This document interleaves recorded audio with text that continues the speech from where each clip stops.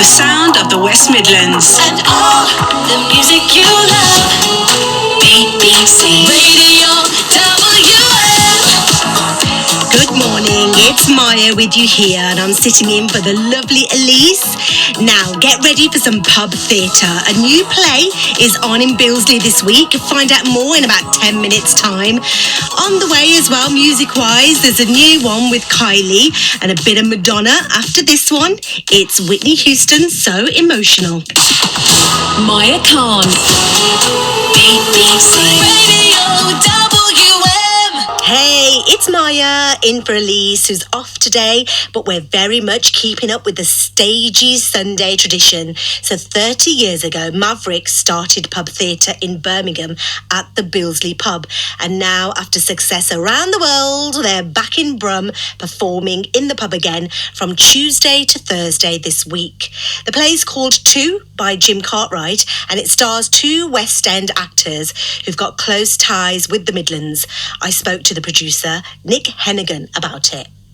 It feels great. I mean, I love being back in Birmingham. I mean, I was sort of born and dragged up on a council estate in Billesley, which I thought was lovely. But we're actually at the Billesley pub. So Maverick started off, the whole notion of pub theatre was come and have a go, really. Just take me back 30 years then first. So how did this idea for pub theatre and Maverick all come about? It was sort of as a result of working for the radio. And I basically wrote a one-person version of Shakespeare's Henry V. Now, it's one of his biggest plays. I didn't know how to put a play on, but the Midlands Arts Centre in Birmingham, which is a fantastic play, and we put it up for one night. I could hire the studio and a technician for 50 quid, so that's what we did. And then we got our friends to come and see it, and I thought everyone was running to the bar at the end, and it was a standing ovation, and literally it's one of those stories where in the bar afterwards, a bloke came up to me and he said, "That was really good. We'd like to take you to the Edinburgh Fringe." Wow. And I said, "What's the Edinburgh Fringe?" And even more surreptitious, it turned out it was Jasper Carrott's management at the time. And so they took us to Edinburgh, and I was just blown away. I mean, it's the biggest open arts festival in the world. There are 1,000 shows a day, and everywhere becomes a performance space. And I was sort of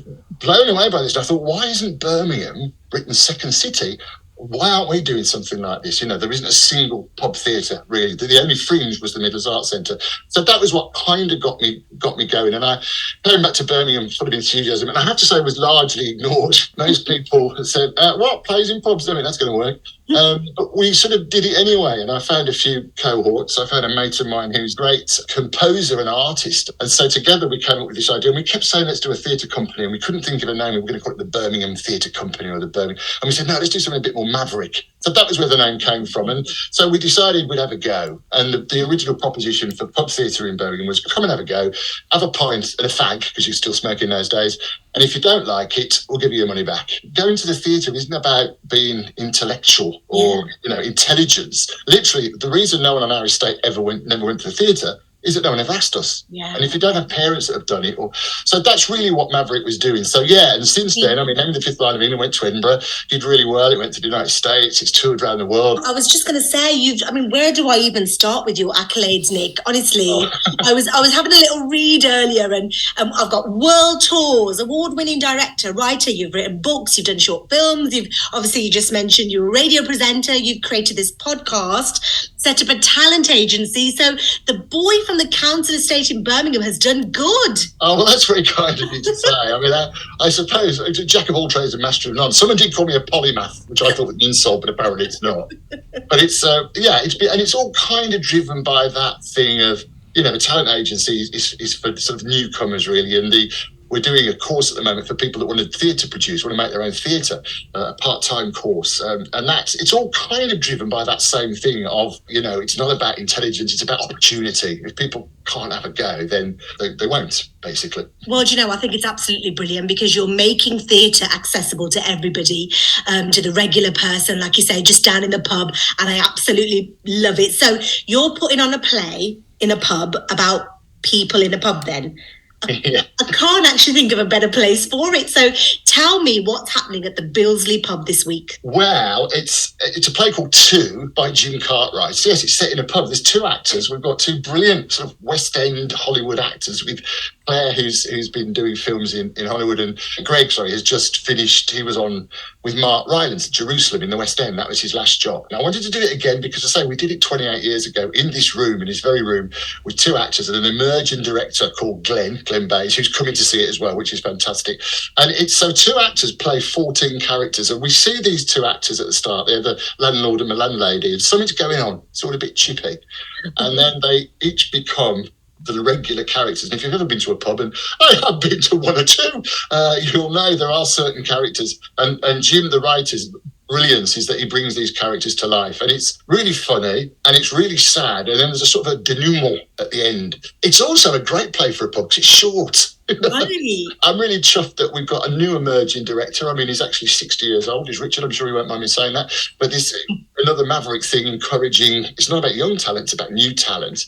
So we're doing Tuesday, Wednesday, Thursday. It looks like Thursday's already sold out. But the Tuesday night, we invited a lot of politicians and councillors. On Tuesday night, we're having this gala night. We've got one or two television presenters coming. Oh, how very fancy! I'm not sure if I should name them, just in case they don't come. And there's some of my old radio mates are coming from BRMB and some journalists as well. A lot of actors are coming. I kind of love the fact that other productions that we've done, people are now running theatres all over the world. They all kind of, started with Maverick. I mean, they hopefully would have done something anyway, but certainly we didn't do them any harm. And it's glorious that a lot of those actors are now coming back Tuesday, Wednesday and Thursday to see the show. And bless them, they're buying their own tickets. Oh, fantastic. Do you know what? It sounds absolutely brilliant. So the actors that you've got, the actors that are playing the characters, Claire and Greg, they've actually got local links, haven't they? They have, of course, absolutely. So Claire was born in Wolverhampton and brought up in Wolverhampton.